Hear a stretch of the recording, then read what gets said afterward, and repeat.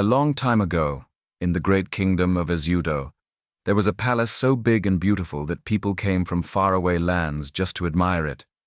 The buildings were carved with golden lions, and the walls stood tall like mountains. But inside that palace, there was one place that everyone respected more than anywhere else: the royal kitchen. You see, in Ezeudo, food was not just food. It was a matter of pride. Whoever cooked for the king had to be trusted, skilled, and clean of heart. And for many years that job belonged to an old woman named Nkem. Nkem had served the royal family since she was a young girl. Her hands had stirred the pots that fed kings, queens, princes, and princesses. She knew the taste of every spice in the land. But as time passed, her face grew wrinkled, her hands grew weak, and her heart carried a secret pain. Then one evening, during a grand royal dinner, everything changed. The king took one spoonful of the pepper soup and paused. He sniffed it. He tasted it again. Then he slammed his hand on the table. "This food has been poisoned!" he shouted. The queen dropped her spoon. The princesses screamed. Guards rushed in. Nkem was dragged before the king. "I trusted you, Nkem," the king said. "Now you must prove your innocence. Eat this food yourself." With shaking hands and teary eyes, Nkem took the spoon. But just before she could eat, she fell to her knees and cried out, "I did it. I poisoned it. But not because I hate you, because you destroyed my family." Gasps filled the hall. Even the queen covered her mouth. Nkem's voice cracked as she spoke.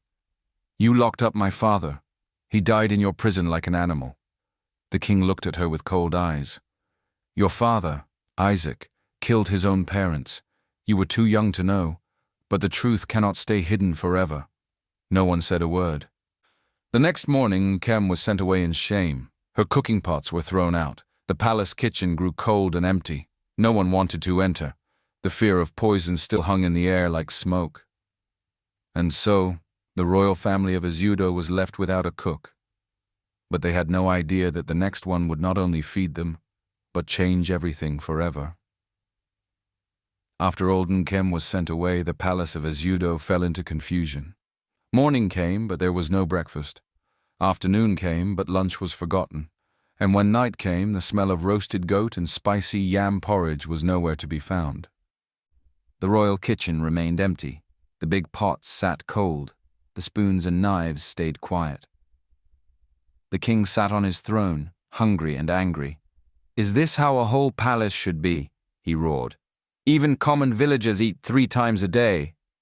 The queen tried to calm him. "We're trying, my king. The servants are too scared to enter the kitchen." The princesses, 4 of them, decided to try cooking themselves. After all, how hard could it be? Princess Ngozi, the eldest, took charge. "Bring me pepper, oil, and meat," she shouted. Princess Ola, the second, wore her fine gown and tied her hair with gold ribbon. She didn't want to sweat, but followed anyway. Princess Amaka the third rolled her eyes and grumbled. "We are royalty, not market women." But it was the youngest, Princess Serena, who smiled and said, "Maybe we'll learn something today." They poured oil, added too much salt, and dropped meat into the wrong pot. Serena tried to stir gently, but the others kept shouting. Moments later, smoke filled the kitchen. The stew had burned. The king entered, coughed, and waved his hand. "Enough! This is a disgrace. We need a real cook now." The queen looked to her trusted advisor, Onowu Okeke. "Do something." The next morning, Onowu returned with a young man by his side.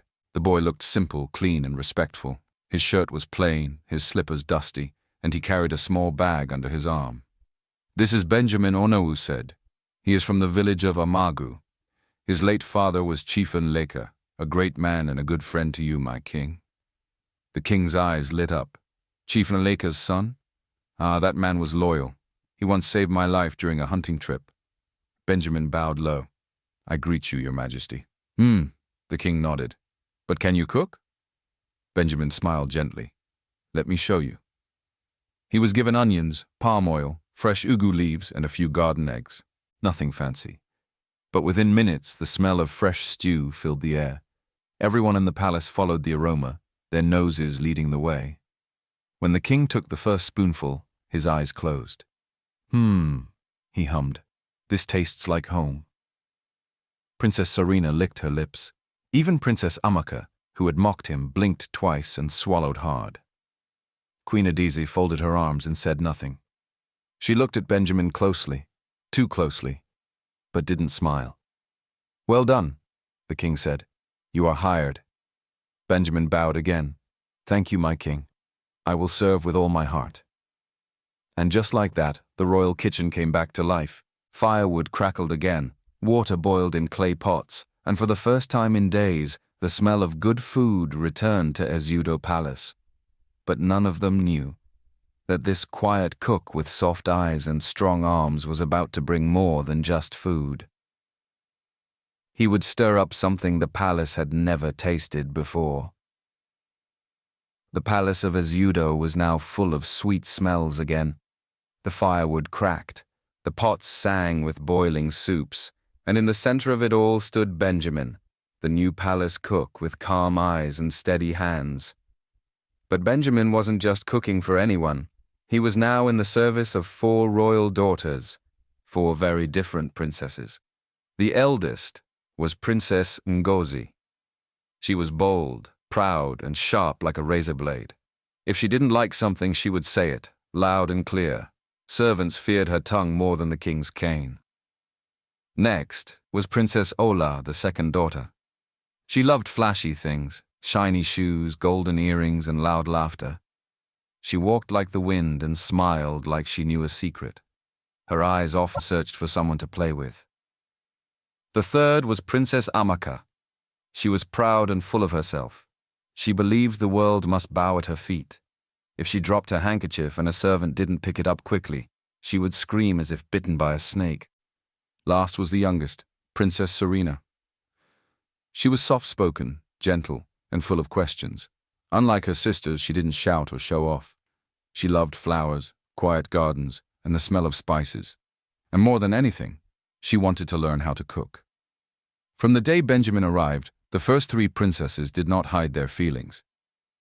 "Look at him," Ngozi whispered loudly.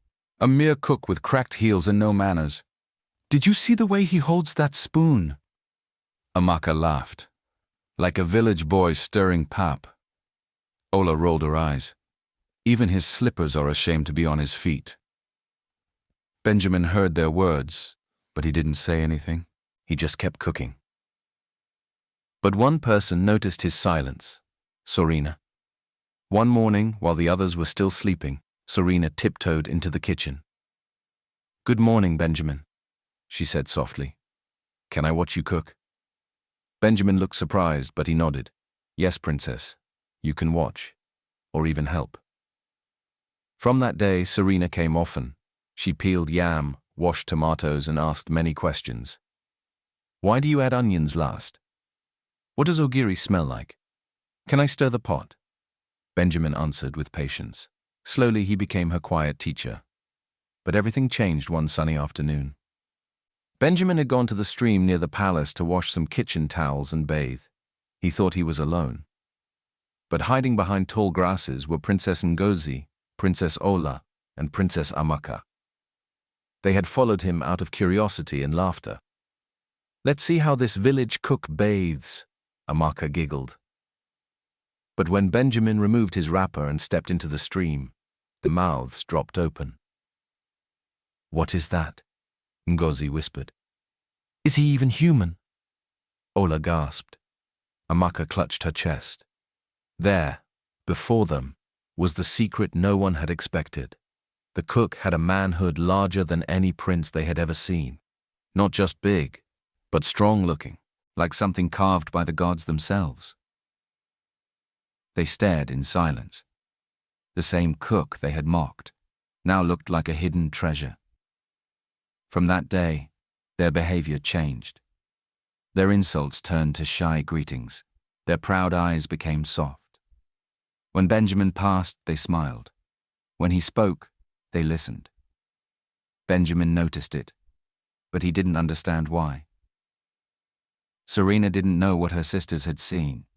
To her, Benjamin was still the kind teacher who showed her how to hold a knife without cutting her fingers. But in the hearts of the 3 older princesses, a strange fire had started to burn. And soon that fire would grow hotter than anyone in the palace could handle. Ever since the day the three older princesses saw Benjamin bathing at the stream, something inside them began to change. They no longer saw him as just a cook. Now, they looked at him like a secret they wanted to keep, a treasure they didn't want to share. Princess Ngozi was the first to make her move. One quiet evening, Benjamin was inside the pantry, arranging spices on the wooden shelves. He didn't hear her footsteps.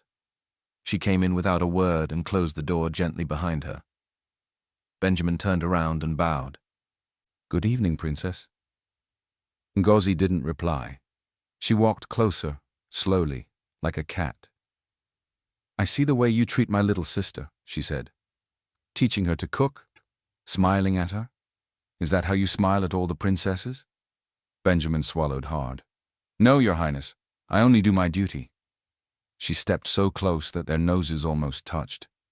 "Then do this duty too," she whispered, placing her hand on his chest. "You belong to the palace, and I am part of the palace." Before Benjamin could speak, she kissed him, deeply and without fear. He was shocked, frozen, unsure, but in that small, dark pantry where no eyes could see, Benjamin made his first mistake. The next day, he tried to avoid her, but the damage had been done. It didn't stop there. Princess Ola, the second daughter, was more playful. She invited Benjamin for private meetings in the royal garden. At first, she said it was to taste fresh fruits and herbs, but Benjamin wasn't a fool. He knew her eyes were not looking at the fruits. She wore short wrappers, smiled too sweetly, and sat too close. One night, under the moonlight, she placed a mango in his hand and leaned in. "Do you like sweet things, Benjamin?" she asked. Before he could answer, her lips touched his. That night, in the Garden of Kings, Benjamin made his second mistake. Princess Amaka was not gentle like the others. She was forceful and proud. One evening, she called him to her room, claiming she wanted roasted plantain. When he arrived, there was no firewood, no plantain, and no hunger, only Amaka, sitting on her bed in her wrapper. "You're sleeping with my sisters," she said plainly. "Do you think I don't know?" Benjamin's heart beat fast. "Princess, I swear I—" She stood up. "If you don't give me what I want, I'll tell the king everything. And you know what happens to liars in this palace." Benjamin felt cornered, afraid, weak. And so, against his better judgment, he made his third mistake. Now Benjamin was trapped. One cook, three princesses, all craving him, all keeping secrets. Each one thought she was the only one. They would smile during dinner, sit beside each other during royal events, and greet Benjamin like he was invisible, yet each had tasted him in secret. Benjamin tried to keep up, but his heart grew heavy. He couldn't sleep. His hands shook while cooking. He wanted to say no, to run away, but how could he? They were the daughters of the king. Who would believe him? In the middle of this storm stood Princess Sorina, the youngest, the quiet one, the only one who had never touched him with desire. Every day, she still came to the kitchen to learn. "Benjamin, why do we boil the meat first before frying it?" she'd ask. "Because it softens the bone and adds flavor," he'd reply with a tired smile. She noticed the sadness in his eyes. "Are you okay, Benjamin?" "I'm just tired, Princess," he said. She smiled. "Then rest. I'll stir the soup today." To Serena, he was still the kind cook who showed her how to slice onions without tears. She didn't know her sisters had taken more than food from him. And Benjamin? He began to feel something deeper for Serena, something pure, something he didn't feel with the others. But his hands were already stained. His path was no longer straight, and the palace, though quiet on the outside, was now filled with dangerous secrets hiding behind royal smiles. And very soon, those secrets would begin to show. As the days went by, Queen Adaze began to notice things. She noticed the way her daughters blushed when Benjamin walked past Dot. She noticed how their laughter became louder, their eyes brighter. Dot, She noticed that the same cook who once bowed like a servant now stood taller, his shoulders broader, his presence different. And so, the queen began to watch him, silently, carefully. From her balcony, she observed him stirring the pots with focus. She watched how he moved, how he lifted bags of yam like they weighed nothing. She studied his calm face, his steady hands, and his gentle voice when speaking to the youngest princess, Sorina. Queen Adesi was no fool. She had ruled beside her husband for years. She had seen the way women looked at men, and the way men responded. And now, even she was beginning to feel something strange. Something she hadn't felt in a long, long time. One evening, when the palace halls were quiet and the stars had filled the sky, the queen sent a guard to call Benjamin. The message was short. The queen wishes to see you, alone. Benjamin was confused. He wiped his hands and walked slowly toward her private chamber, wondering what she needed at such an hour. When he entered, he bowed deeply. Your Majesty. The queen was sitting by her dressing mirror, her wrapper tied loosely, her hair covered with a silk scarf. She turned slowly and looked at him. Close the door, she said. Benjamin obeyed. There was silence. Only the soft sound of a nearby flute playing somewhere in the palace courtyard. Then she spoke. I know what you've been doing, she said, her voice calm like a river. Ngozi, Ola, even Amaka, you've been busy. Benjamin froze. Your Majesty, she raised her hand. I'm not here to scold you. She stood and walked toward him. You see, Benjamin, I was once a young woman too. Desired. Worshipped. But ever since the crown touched my head, people see me as a queen, not as a woman. Not even my husband looks at me that way anymore. She paused in front of him, just a few steps away. But I am still a woman, Benjamin. Benjamin's heart beat fast. My queen, this is wrong. She smiled. So were the other three, yet you didn't run. He lowered his head, ashamed. She lifted his chin gently. You served this palace with your hands. Now serve your queen with your heart. That night, something dangerous was born in the royal chamber. Under moonlight and heavy silence, Queen Adesi claimed what was not hers. And Benjamin, too weak to resist and too far gone to escape, gave in once again. From that night on, they had a secret. A terrible secret. In public, she remained the proud, quiet queen. In private, she became a woman with a burning need. She would summon him at strange hours. A whisper here, a soft knock there. Benjamin knew it was wrong. He told himself it must end. But how does a servant say no to the queen? He began to avoid her eyes during palace meals. He walked with faster steps. He tried to focus on Sorina, the only one who still treated him with true kindness. But the queen was patient. She knew how to wait, and the fire in her heart only burned brighter with time. And so, the palace now held a secret far greater than anyone could imagine. The cook had touched more than the food. He had stirred more than the soup. And very soon, it would all begin to spill. It began like a normal morning in the great palace of Ezeudo. The sun had risen gently, the birds were singing sweet songs, and Benjamin was already in the kitchen, slicing onions and roasting peppers. The royal breakfast was almost ready. But just as the first bell rang, a loud scream echoed through the palace halls. Help! Somebody help! It was Princess Ola's maid. People came running. Guards rushed in. Even the queen stood from her seat.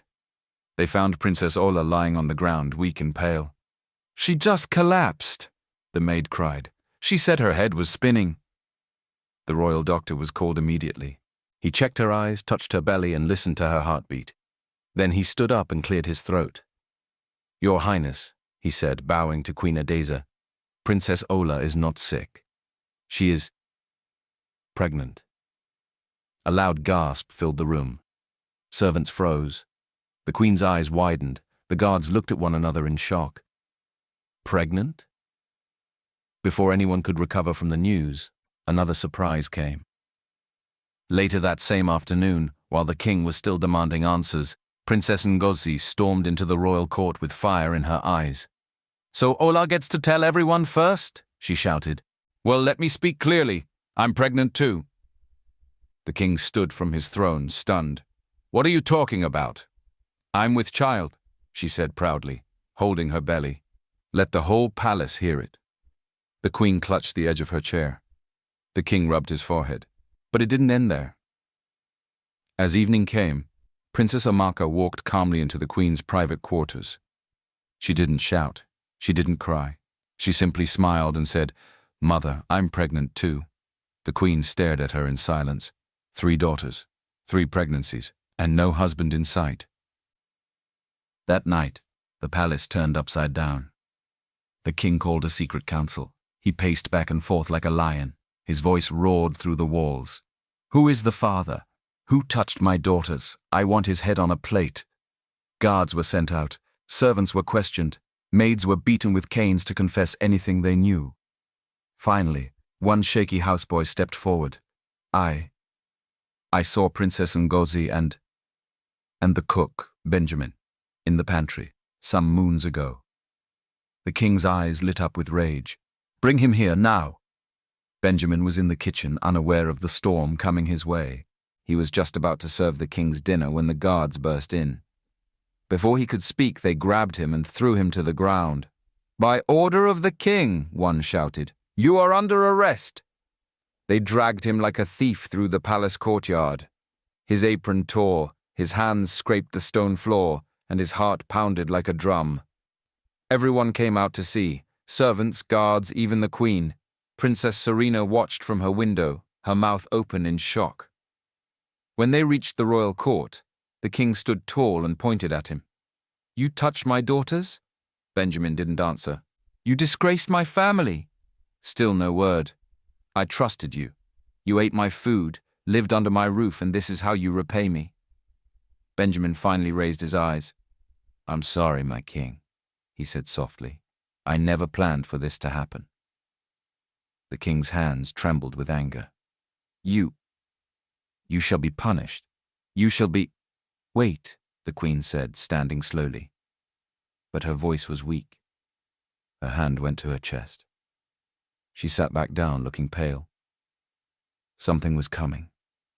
A storm even greater than what had already hit. But that would come later. For now, all eyes were on Benjamin, the cook who had caused the greatest scandal the kingdom had ever seen. And the worst was still hiding in the shadows.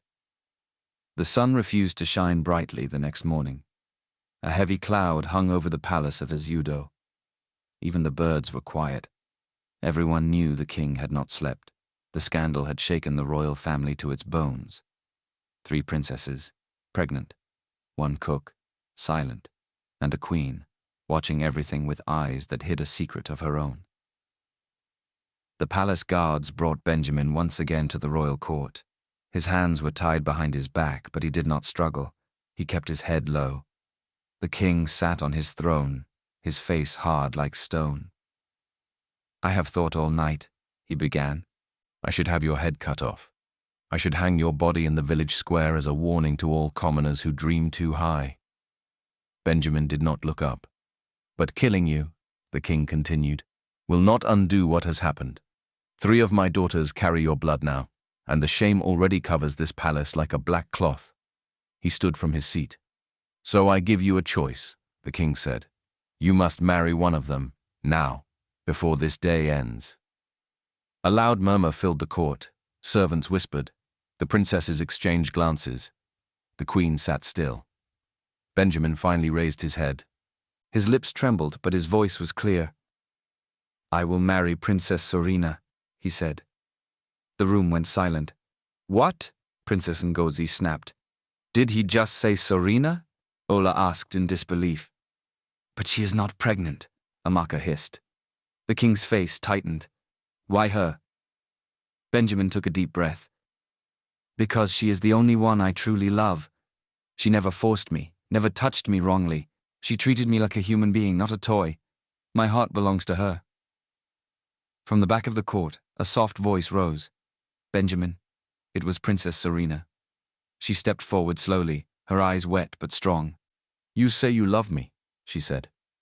"But where was that love when you were with my sisters?"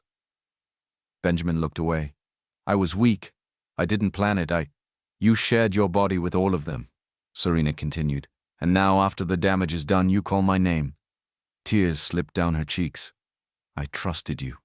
I believed in you." Benjamin tried to step closer. "Please, Serena. I didn't know what I had until—" She raised her hand. "Stop." She turned to the king. "Father, let him marry one of the women he wronged. I am not carrying his child. I will not be the crown on top of this shame." The king looked at her, then at Benjamin, then at the 3 older daughters, each one holding her belly, each one glaring. The court was tense. Even the wind outside seemed to stop. Then Serena turned and walked out, slowly but with dignity. Her voice echoed as she left. "Let the man who played with fire sleep in the bed he set on fire." Benjamin stood frozen. His heart broke as he watched her go. The queen looked down at her hands. And the king. He sat down slowly, the weight of the decision heavier than his crown. Everyone waited to see what would happen next. But no one, not even the king, was ready for what was about to come. Time passed. Seasons changed. Rain came and went. The shame that once shook the palace of Ezeudo began to quiet down, like smoke after fire.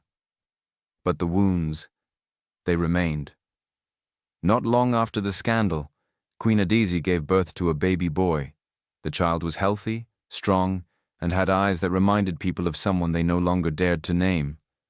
The king, still broken from the truth, refused to hold the child. To save face, the queen sent the baby to live with her brother in a quiet village far away. The boy was raised as a relative of the royal family, but the queen knew the truth, and every time she looked at the moon, her heart whispered the name she had locked away. Benjamin. As for the cook himself, no one ever saw him again. Some said he ran into the forest and was eaten by wild animals. Others believed he crossed the great river and started a new life in a faraway land. But there were some, old men with long beards and sharp memories, who swore they saw him once at a distant market, selling spices with a sad smile. Whatever the truth, Benjamin became a ghost to the palace, gone but never forgotten. Princess Ngozi raised her child with pride but never found love again. Ola stayed quiet, her beauty fading with time. Amaka became colder, blaming everyone but herself. But Princess Serena, the one with the soft heart, found peace. 1 year after the scandal, she married a young prince from the neighboring kingdom of Anini. It was a small wedding, quiet and dignified. The king gave his blessing with a heavy heart. He knew she deserved happiness, even if the past still lingered in their shadows. And so she left the palace behind, riding in a golden carriage with her new husband. Her heart was not fully healed, but it was hopeful. Back in Ezeudo, no one spoke Benjamin's name out loud. Not in the palace halls, not during meals, not even during bedtime stories. But in quiet corners, around village fires, old women would whisper to children, "Ah, let me tell you the story of the palace cook, the one who cooked more than soup." And the children would gasp, wide-eyed, not knowing whether to laugh or cry. Because in the kingdom of Ezeudo, everyone remembered how one man with a pot and a spoon turned the royal house upside down. And so, my dear listeners, let this tale rest gently in your ears. The cook who stirred every pot left the palace burnt. A man who spreads himself like butter will find himself melted in love. Loyalty is the only true spice. Let your heart not wander like a stray goat during harvest. Choose wisely. Stand by one. For when too many hands stir the soup, even the sweetest pot will turn bitter. If this story touched your heart or made you smile, don't let it end here. Share it with someone who loves a good tale. And if you want to hear more stories like this, stories of kings and cooks, queens and quiet secrets, then do the wise thing. Click that subscribe button, tap the bell, and join our circle by the fire. More stories are waiting, and in every one there's a lesson to carry home. Until next time, stay wise, and stir only the pot that's meant for you.